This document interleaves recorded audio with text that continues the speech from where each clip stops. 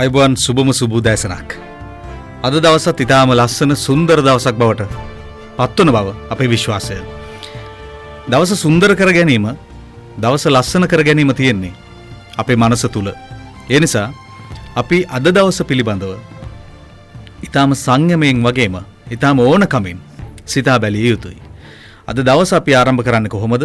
අද දවස අපි නිමා කරන්නේ කොහොමද කියන සැලැස්ම ඔබට දවස ආරම්භ කරන මොහොතේ පටන්ම ඔබේ මනස තුල තිබිය යුතුයි.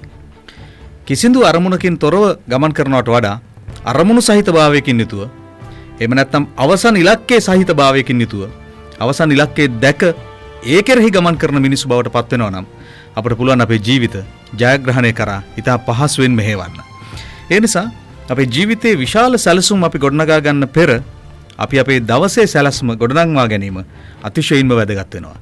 මොකද දවසේ සැලැස්ම තමයි ඔබේ මනස ඔබේ ජීවිතයේ විශාල ඉලක්ක වෙත ඔබව අරගෙන යන්නේ. ඒ නිසා සරල දේවල් අපි නිවැරදිව ගොඩනගා ගත්තේ නැත්නම් ඊට පස්සේ අපි ගොඩනගන සැලසුම් පවා අර විදිහම වෙන බව තමයි මගේ අදහස. ඒ නිසා අපි උදාහරණකින් මේක කතා කළොත් අපි ගෙයක් හදනකොට අත්තිවාරම තමයි ඊටාම හොඳින් අවධානයෙන් අවබෝධයෙන් දැමිය යුතු වෙන්නේ. අත්තිවාරම ඕනෝට එපාවට දැම්මට පස්සේ අපි කොහොම බිත්ති වැඳලා මොන පාටින් තීන්ත ගන්න හැදුවත් මොන විදියට වහල ගහන්න හැදුවත් ඒක ශක්තිමත් නිවසක් බවට පත් වෙන්නේ නැහැ. ඒ නිසා අත්තිවාරම හොඳයි නම් අපට ඕන තරම් අහස උසට ගොඩනැගිල්ල ඉදි කරන්න පුළුවන්. මේ සරල උදාහරණය මම කිව්වේ අපි අපේ ජීවිත ගොඩනංවා ගැනීමේදී පවා ඊටාම සරල දේ වෙනුවෙන් එහෙම නැත්නම් මූලිකාංග වෙනුවෙන් අපේ අවධානය යොමු කළ යුතු බව ඔබට මතක් කරන්න. අපි ඊයේ දවසේදී 369 හරහා කතා කළා හස්තීන් පිළිබඳව ඉතිහාසයත් අපේ සංස්කෘතිය වටා හස්තීන් ගෙතී පවතින්නේ ඔවුන් පිළිබඳ කතා වස්තුන් පවතින්නේ කොහොමද කියන එකත් අපි යම් තාක් දුරකට කතා කළා. අපිට මින් එහා පැත්තට මේ කතාව අරන් යන්න අද දවසේදී සිද්ධ වෙනවා. මේ හස්තීන් පිළිබඳව කතා කරනකොට අපට අපේ පෙරහැර සම්ප්‍රදාය මගහැරලා කතා කරන්න පුළුවන් කමක් නැති බව ඔබ දන්නවා. බෞද්ධ සංස්කෘතිය එහෙම නැත්නම් බෞද්ධ ඉතිහාසය දිහාට අපේ අවධානය යොමු කළත්, ජාතක කතා වස්තුන් කෙරෙහි අපේ අවධානය යොමු කළත්, එහෙම නැත්නම් ළමා කතා කෙරෙහි අපේ අවධානය යොමු කළත් අපේ සංස්කෘතියට හස්තීන් මගහැර කතා කරන්න පුළුවන් කමක් නැති බව ඔබ හොඳින්ම දන්නවා ඇති. කොහොම වුණත් අපට සිද්ධ වෙනවා මේ හස්තීන් පිළිබඳව වගේම අපට මගහැරුණු අපේ ඉතිහාස කාරණා පිළිබඳව ඊටාම නිවැරදිව සාකච්ඡා කරන්න. ඔබ දන්නවා චක්‍ර FM 369 නිර්මාණය වෙන්නේ ඒ උදෙසාම වන බව.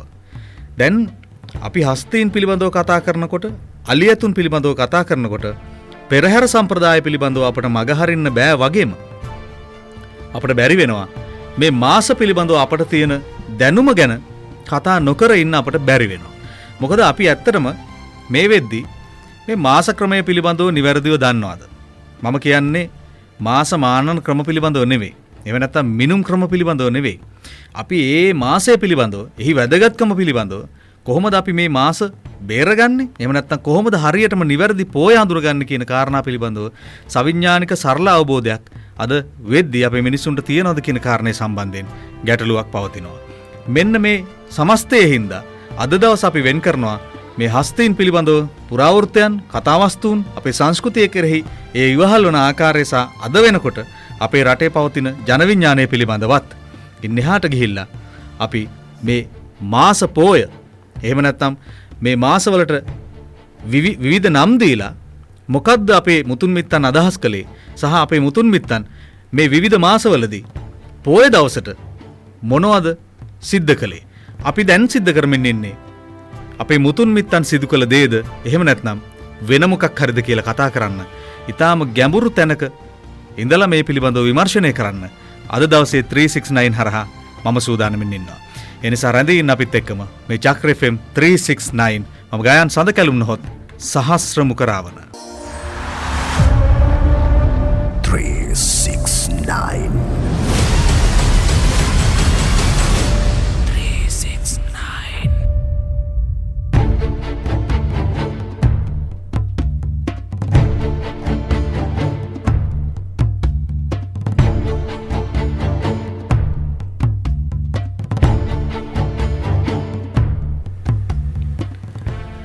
වෙලාව දැසන 9යි විනාඩි 13යි. ඔබ එකතු වෙන්නේ චක්‍ර FM 369 වැඩසටහනත් එක්ක. අපි අද සාකච්ඡා කරන්න සූදානම් වෙනවා හස්තීන් පිළිබඳව එහෙම නැත්නම් අලියතුන්ගේ කතා ප්‍රවෘත්තිය පිළිබඳව අපි ආරම්භ කරපු කතාවේ ඉතිරි කොටස සහ අපිට සිද්ධ වෙලා තියෙන විවිධ වරද්දා ගැනීම් පිළිබඳව අද දවසේදී අපි සාකච්ඡා කරනවා. දැන් අපි දන්නවා හස්තීන් කියලා කියන්නේ මේ මහ පොළොවේ මේ මිහිපිට මේ මහ පොළොව උඩ ජීවත් වෙන ප්‍රතාපවත්ම ජීවීන් කොටසක් බව ඔබ දන්නවා. දැන් මේ ප්‍රතාපවත් ශරීරයේ නිතාම විශාල ජීවීන් ඇත්තටම රටකට ආඩම්බරයක් ආභරණයක් සහ අභිමානයට හේතුවක්. ඒ වගේම ඔවුන් හීලා කර ගැනීම, ඔවුන් দমনය කර ගැනීම ඒ වගේම අභිමානයට කාරණයක්. හැබැයි මම විශ්වාස කරන්නේ නැහැ මේ සත්තුන්ගේ පිටේ විදේශිකයන්ව තියලා ඔවුන්ව එහා මෙහා දක්කන එක අභිමානයට හේතුවක් කියලා මම විශ්වාස කරන්නේ නැහැ. විශේෂයෙන්ම අපේ රටේ මේ දේවල් අද වෙනකොට සිද්ධ වෙන බව ඔබ දන්නවා. සතුන් මුදල් ඉපයීම වෙනුවෙන් යොදවා ගැනීම කොයිතරම් දුරට නිවැරදිද කියන කාරණය අපි යලි සිතා බැලිය යුතු තැනක පවතිනවා. විශේෂයෙන්ම මේ විදේශිකයින්ට අපේ රටේ වෙසෙන මේ හස්තීන්ගේ පිටේ නැගලා සවාරි යන්න තැනකට එහෙම තැනකට තල්ලු වුණාම අපි ඉන්නේ කොතනද කියන එක සම්බන්ධයෙන් ආයමත් ගැටලුවක් තියෙනවා. සහ අපේ අභිමානය කොතනද තියෙන්නේ කියන එක සම්බන්ධයෙන් ප්‍රශ්නාර්ථයක් තියෙනවා. දැන් අද වෙද්දී අභිමානය පිළිබඳව විවිධ අදහස් තියෙනවානේ. අද වෙද්දී අපේ අභිමානය පිළිබඳව, දේශාභිමානය පිළිබඳව ප්‍රශ්න කෙරෙන එහෙම නැත්නම් ප්‍රශ්න නගන ඒ පිළිබඳව අවඥාවෙන් කතා කරන ජන කොට්ටාශයක් මේ ජාතිය ඇතුළෙන්ම බිහිවීමේ පාපයට අපි මුහුණ දෙමින් ඉන්නවනේ. ඒ නිසා අපට සිද්ධ වෙනවා අපි මේ කතා කරන දේ පිළිබඳව නිවැරදි අවබෝධයක් ඔවුන්ට ලබා දෙන්න. ඒකට හේතුව තමයි අපේ අභිමානය අපට ඇතිවෙන හේතු කාරණා ගණනාවක් අතර මේ දේශය පිළිබඳව අභිමානය ඊටාම වැදගත් තැනක තියෙනවා. අපේ රටේ මිනිස්සු සත්වයින්ට පමණක් නෙවෙයි මුළු මහත් විශ්වයටම අවිහිංසාවාදයේ පතුරවපු ජාතියක්. ආදරය කරපු, සෙනෙහස දක්වපු, ආගන්තුක සත්කාරය අතින් ඊටාම ඉහළ හිටපු එහෙව් ජාතියකට අද සිද්ධ වෙලා තියෙන දේ කොයිතරම් ඛේදනීයද කියලා ඔබ තනිව කල්පනා කළ යුතුයි. දැන් අපිට අපේ අභිමානය පිළිබඳව කතා කිරීම පවා යම් කිසි පිරිසක් විසින් සංවිධානාත්මකව සිනහසෙන තැනකට තල්ලු වෙලා නම් අපට සිද්ධ වෙනවා වහා මේ නිවැරදි කරන්න.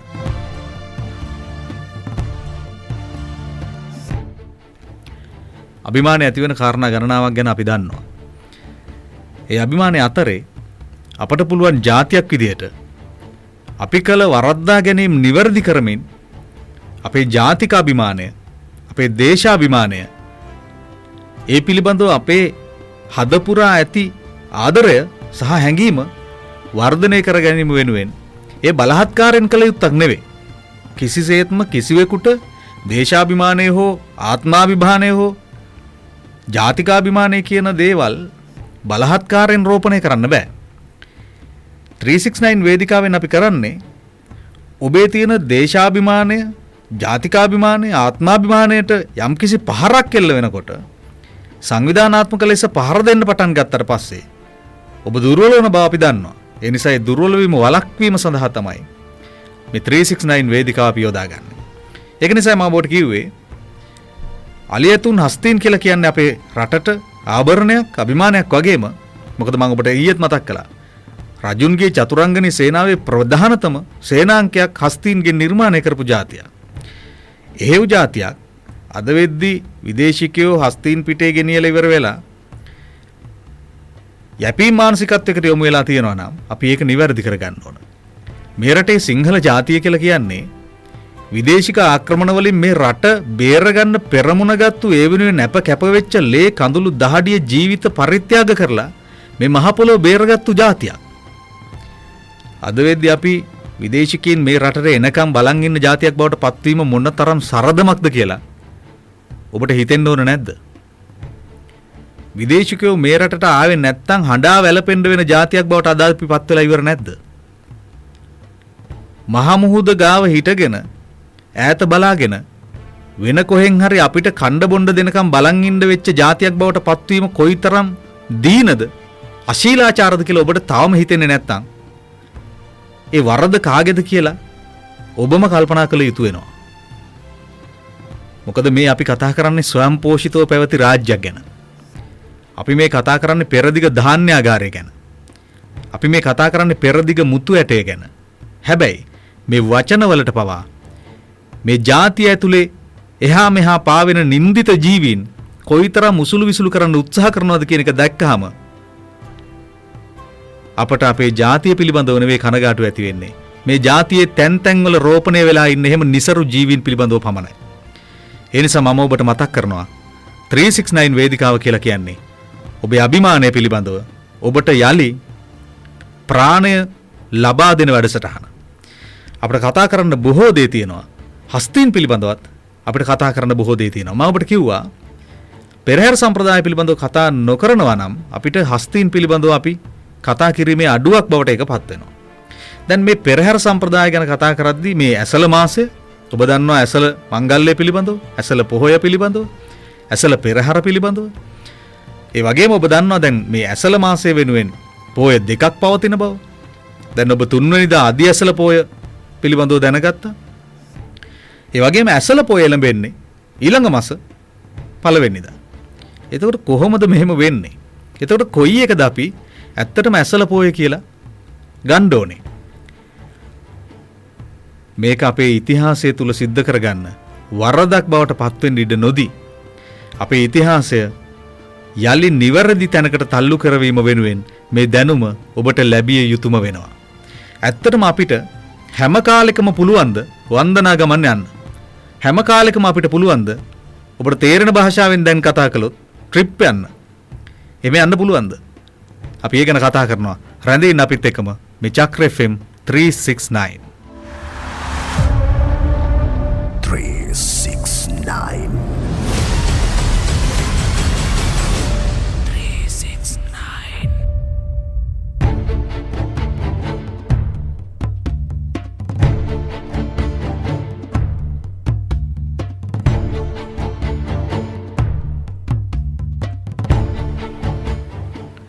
වෙලා උදැසන 9යි විනාඩි 30යි. අපිට කතා කරන්න බොහෝ දේ තියෙනවා. දැන් අපි ජාතියක් විදිහට වරද්දගත්තු තැන් කොච්චර තියෙනවද?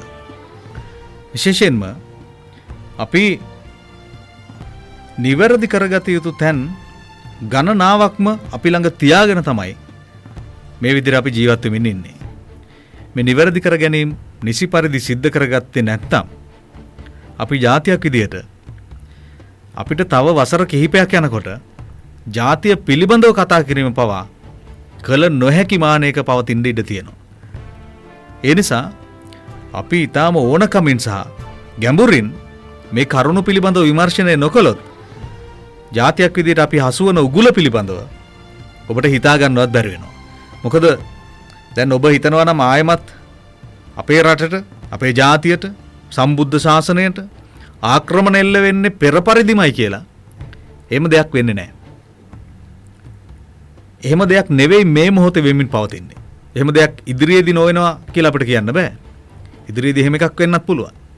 හැබැයි මේ මොහොතේ මේ ආක්‍රමණශීලී භාවය, මේ ආක්‍රමණකාරී භාවය දියත් කරලා තියෙන උන් වෙනම මානයකින්. මොකද අපි අපේ අදහස් සෝමාරුවේ පටන්, අපි හිතන හැම අකුරක් නෑරම පටන් අපි මේ ජංගම දුරකථනයට අන්තර්ජාලයට පවර්ලා ඉවරයි. ඒ පැවරීම ASCII ඔවුන් අපි කවුද කියලා හොඳින් අධීක්ෂණය කරමින්, අධ්‍යයනය කරමින් ඉන්නවා. ඔබ නිකමට අන්තර්ජාලයෙන් යමක් හෙව්වොත් එහෙම එතෙන් පටන් ඔබේ Facebook ගිණුමටත් ඔබ පාවිච්චි කරන අන්තර්ජාල මෙවලම් ඔස්සේත් ඔබට එවැනි දේ පිළිබඳව ඕනෑතරම් වෙළඳ දැන්වීම් දැක ගන්න පුළුවන්කම ලැබෙනවා. එතකොට ඔබට හිතෙන්නේ නැද්ද ඔබ පාවිච්චි කරන ජංගම දුරකථනය ඔබව හොයන වෙනම තැනක තියෙන ඔබ ඇත්තටම අතට නොගත යුතු උපකරණයක් කියලා ඔබට හිතෙන්නේ නැද්ද? ඔබට ඔබේ ජීවිතය ගැන බයක් ඇති වෙන්නේ නැද්ද? ඔබ යමක් පිළිබඳව ජංගම දුරකථනයෙන් හෙව්වොතින් ඔබ ඇත්තටම යමක් පිළිබඳව ජංගම දුරකථනයෙන් හොයන්න අවශ්‍යත් නැහැ. ඔබ කවුරු හරි මිත්‍රයෙකුට ඔබ පණිවිඩයක් දුන්නොත් මට මෙන්න මෙහෙම එකක් මේ දවස්වල හොයනවා කියලා. එතෙන් පටන් ඔබට මේ ජංගම දුරකථනයේ විවිධ අන්තර්ජාල මෙවලම් හරහා යෙදවුම් හරහා උපාංග හරහා ඔබට ඒවා පිළිබඳව දැන්වීම ඕනෑ තරම් දැක ගන්න ඔබේ ඇස්මානයට වුන් ගෙන්වනවා. ඇයි ඔබ තවමත් මේ ආක්‍රමණය පිළිබඳව දකින්නේ නැත්තේ? ඔබ රට ජාති ආගම් පිළිබඳව කතා කරන්නේ මේ මාධ්‍ය තුලින් නම් ඔබේ ජීවිතය කොයිතරම් අනාරක්ෂිතද කියන කාරණය පිළිබඳව ඔබේ අලි සිතා බැලිය යුතු බව මම ඔබට මතක් කරන්න කැමතියි. මොකද දැන් මේ ආක්‍රමණය සිද්ධ වෙන්නේ වෙන ආකාරයකින්. ඒ වගේම විශේෂයෙන් මේ මානසිකව වුන් කරන ආක්‍රමණශීලී භාවය, ආක්‍රමණකාරී භාවය අතිශයින්ම බරපතලයි. ඒ හින්දා ඒ පිළිබඳවත් ඔබ කල්පනා කරලා බලන්න. කොහොම වුණත් මම කියාගෙන ආවේ මේ ඇසළ මාසය ඇසළ පෙරහැර මංගල්‍ය පවත්වන සමය එළබෙන්න නියමිතයි මේ මාසය මූලික කරගෙන. හැබැයි දැන් අපි ඇසළ අදිපෝයක් කියලා අපි අදිපෝය 3 වෙනිදා තිබුණු බව අපි දැන් දන්නවා. හැබැයි නියම ඇසළ පෝය එහෙම නැත්නම් ඇසළ පෝය දැන් මේකට සුද්ධ ඇසළ පෝය කියලාත් කියනවා. සුද්ධ කියන වචනේ පාවිච්චි කරන්න ඕනද නැද්ද කියලා අපි ආයෙත් හිතන්න අවශ්‍යයි. මොකද සුද්ධ කියන වචනේ අවශ්‍ය නැහැ. ඒක ඇසළ පෝය. ඇසළ පෝයක් අපිට ආයෙත් එන බෙනවා නිකිණි මාසේ 1 වෙනිදා. එහෙම නැත්නම් අගෝස්තු 1 වෙනිදා. දැන් මේ මොකද්ද? මේ පිළිබඳව මිනිසුන්ට අවධානයක් තියනවද? අවබෝධයක් තියනවද? මිනිස්සු මේවා පිළිබඳව දැනුවත්ද? එතකොට නිවැරදි ඇසළ පෝය කියලා අපි සමරන්න ඕන, අපි උත්සව කරන්න ඕන කොයි ඇසළ පෝයටද? අපි ඇයි එහෙම කරන්න ඕන? මේවා පිළිබඳ කියවීමක් ඔබට තියනවද? දැන් මේ ඇසළ පෝයට එන්න කලින් අපි පොසොන් පෝය පිළිබඳව කතා කළ යුතුයිනේ. පොසොන් කියලා කියන්නේ මොකක්ද කියන එක සම්බන්ධයෙන් දැන් ජනගත කරලා තියෙන වෙනම කතාවක් වුණාට පොසොන් පෝය අපේ ආදි කාලයේදී අපේ ජාතිය, අපේ රැහේ මුතුන් මිත්තන්, අපේ පරම්පරාවල මීට අවුරුදු 100 ගණනකට කලින් හිටපු අපේ මුතුන් මිත්තන් මේ පෝයවල කළ දේ නෙමෙයි අද වෙද්දී අපි කරමින් ඉන්නේ. අපිට සිද්ධ වෙනවා මෙන්න මේ වරද්දා ගැනීම නිවැරදි කරගන්න.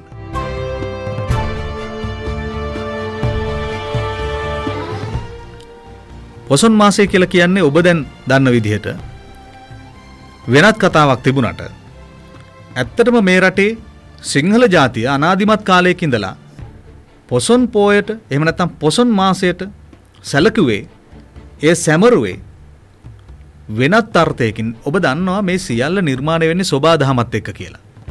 දුරුතු නවම් මැදින් බක් වෙසක් පොසොන් ඇසළ නිකිණි බිනර වප්පිල් ලුඳුවක් මේ සියල්ල නිර්මාණය කරන්නේ සෝබාදහමේ සිදුවන වෙනස්කම් එක්කයි. එහෙම නැතුව වෙන සිද්ධි හින්දා නෙමෙයි.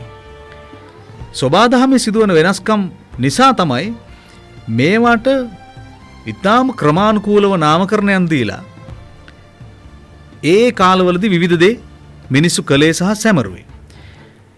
හැබැයි අද වෙද්දී අපි කොයිතරම් දුරට අපේ පැරණි ජන විඥාණයෙන් ඉවත් වෙලා අපිට ඕන දේ අපිට හිතන දේ අපි කරමින් ඉන්නවද? ඇත්තටම පොසොන් මාසය කියලා කියන්නේ වැස්ස අවසන් වේගෙන එන මාසය. ඒතර මේ වැස්ස අවසන් වේගෙන එද්දී වැස්ස වලාහක දෙවියන් උදෙසා පෙරහැර පවත්වන පෝය තමයි පොසොන් පෝය කියලා කියන්නේ. දැන් මේ මිහිඳු හිමියන් මූලික කරගත්තු පෙරහැර සම්ප්‍රදායක් මේ රටේ ඇති උනේ ඈත ඉතිහාසයකින් නෙමෙයි. ඒක මේ මෑත කාලීනව මොකක් හරි සම්ප්‍රදායකට අනුව ගොඩනැගිලා තියෙන බව තමයි අපේ අදහස. ඒ පිළිබඳව ඉතිහාසය විමර්ශනය කරලා බැලුවත් ඔබ ඊටාම නිදහසේ මධ්‍යස්ථ සිතින් මේ පිළිබඳ ඉතිහාසය විමර්ශනය කළොත් ඔබට ඊටා හොඳින් පෙනේවි මේ මිහිඳු හිමියන්ගේ ආගමනය පිළිබඳව මිහිඳු පෙරහැරක් පොසොන් මාසයට ආදේශ වෙලා තියෙන්නේ මෑතකදී බව ඔබට පෙනේ. එහෙම නැත්නම් ඇත්තටම පෙරහැර සම්ප්‍රදායක් මේ ජාතිය නිර්මාණය කළේම වැස්ස ලබා ගැනීම වෙනුවෙන්. ඇසළ මාසයේ තුලදී වැස්ස ලබා ගන්න තමයි ගොවිතැන් කටයුතු වලට ගොවිතැන්පත් වලට වැස්ස ලබා ගැනීම සඳහා තමයි පෙරහැර සම්ප්‍රදායක් නිර්මාණය කළේ. පෙරහැර නිරූපණය කරන්නෙම වැස්ස. දැන් අපි අලියතුන් පිළිබඳව කතා කළානේ. පෙරහැර තුල අලියතුන් නිරූපණය කරන්නෙම මහා මේඝයන්, මහා කළු වලාකුළු. ඔබ පෙරහැර දිහා ඔබේ අවධානය යොමු කරලා ටිකක් කල්පනා කරලා බලන්න. ඉස්සල්ලාම කස එනවා, ඊළඟට ගිනි බෝල එනවා. මේ හැම දෙයකින්ම නිරූපණය වෙන්නේ වැස්ස. කසකරුවා තුරින් නිරූපණය වෙන්නේ ගොරවන හඬ. ගිනි බෝල තුරින් නිරූපණය කරන්නේ අකුණු.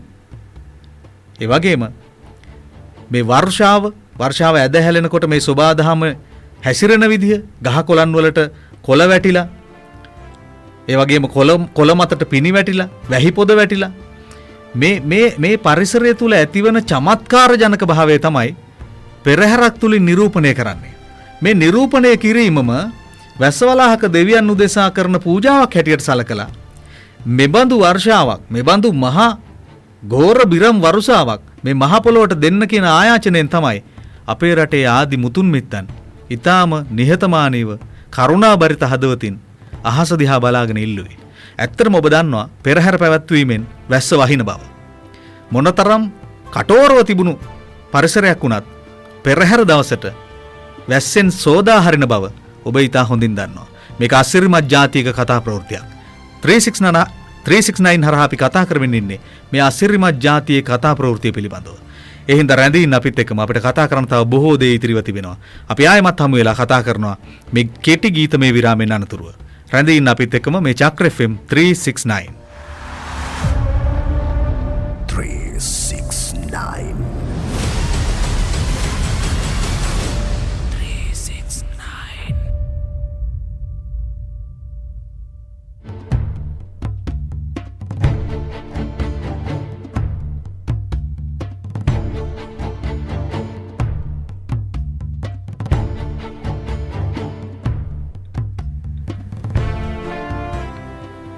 වෙලාව දැසන 9:49යි. අපි කතා කරමින් හිටියේ අපේ ජාතිය වරද්දා ගැනීම පිළිබඳව. ඒ වගේම අපිට කතා කරන්න තවත් මාතෘකා ගණනාවක්ම තියෙන බව ඔබ දන්නවා. මේ කතා කිරීමේ සීමාව කොතනද කියන එක සම්බන්ධයෙන් අපට සීමාවක් නැති බව මම ඔබට මතක් කර දෙන්න කැමතියි. විශේෂයෙන්ම මේ 369 වේදිකාව නිර්මාණය වෙන්නේ ඔබේ මනසේ දැනට කැකෑරමින් පවතින ප්‍රශ්නවලට වගේම ඔබේ මනසට ජීවිතයට ආපු නැති සමහර මාතෘකා පිළිබඳව ඔබ දැනුවත් කරන්න. විශේෂයෙන්ම මම මතක් කරන්න ඕන විවිධ අය බොහෝ ප්‍රශ්න අපට යොමු කරනවා. අපි ඔබට මතක් කළා අපේ WhatsApp දුරකථන අංකය. මම එය නැවත ඔබට මතක් කරන්නම්. 0261 435 407 369. මේ අංකයට විවිධ පණිවුඩ ගලා එමින් පවතිනවා. ඒ අතර විවිධ ප්‍රශ්න අපි වෙත යොමු වෙනවා. විවිධ යෝජනා අපට කරනවා. ඔබට මම මතක් කරන්න කැමතියි මේ අතර දිනපතාම අපට යොමු කරන ප්‍රශ්නයක් තමයි මේ පිටසක්වල ජීවීන් පිළිබඳව දීර්ඝ විස්තරයක් තාම ගැඹුරින් මේ පිටසක්වල ජීවීන් හඳුනා ගැනීම පිළිබඳව ඒ වගේම වෙනත් ජීවීන් පිළිබඳව අර්ධමානවීන් පිළිබඳව ඊටාම ගැඹුරු මානයක ඉඳලා සාකච්ඡා කිරීම ගැන අපට විවිධ අදහස් යෝජනා ගලාගෙන එනවා. ඒ වගේම මේ ලෝකයේ මේ මොහොත වන විට ක්‍රියාත්මක සහ අනාදිමත් කාලයක පටන් ආරම්භුණු රහසිගත සංවිධාන සහ ඔවුන් මෙහෙයවන ක්‍රමවේද පිළිබඳව ඔවුන් මිනිසුන්ව යොදා ගන්න ආකාර පිළිබඳව මේ රහසිගත සංවිධානවල ස්වභාවය පිළිබඳව අපි කතා කරන වද කියන ප්‍රශ්නය බොහෝ අය යොමු කරලා තියෙනවා. ඒ නිසා මම පොදුවේ මේ ප්‍රශ්න කිහිප දෙනෙක්ම යොමු කරලා තියෙන හින්දා එකම ප්‍රශ්නය මම පොදුවේ ඔබට උත්තරයක් දෙන්නම්. 369 වේදිකාව නිර්මාණය වෙන්නෙම මේ පිළිබඳව කතා කරන්න. ඒ නිසා අපට කලබලයක් නැහැ. අපි හෙමින් සීරුවේ ක්‍රමානුකූලව මේ සියල්ලක් දිගහරිමින් යනවා. අවශ්‍ය මොහොතේදී අවශ්‍ය දේ සිද්ධ කරන්න චක්‍ර FM සූදානම්ින් ඉන්නවා. දැන් අපි එනවා අපේ කතාවට. දැන් ඇත්තටම මේ ඇසල මාසය, අදි ඇසල මාසය, එහෙම නැත්නම් අදි ඇසල පෝය, ඇසල පෝය කියා අපි මේ යොදා ගන්න පෝය ගැන අපි දැනුවත් වෙන්න ඕන මොනවද? ඇත්තටම දැන් ඔබ මම කලිනුත් කිව්වා වගේ අපි අදි ඇසල පෝයට දැන් මුහුණ දුන්නා. දැන් ඊළඟට එළඹෙන්න නියමිත වෙන්නේ ඇසල පෝය. එතකොට ඔබ දන්නවද මේ අදි ඇසල පෝය එහෙම නැත්නම් අධික චන්ද්‍ර මාසයක් ඇති වුනහම අපේ පාරම්පරිකව අපේ මුතුන් මිත්තන් මේ අදි පෝය එහෙම නැත්නම් අදි පෝයක් එළඹෙන ඕනෑම මොහොතක් ඒක ගන්නෙ මල මාසයක් හැටියට. එහෙම නැත්නම් කිලුටු මාසයක් හැටියට.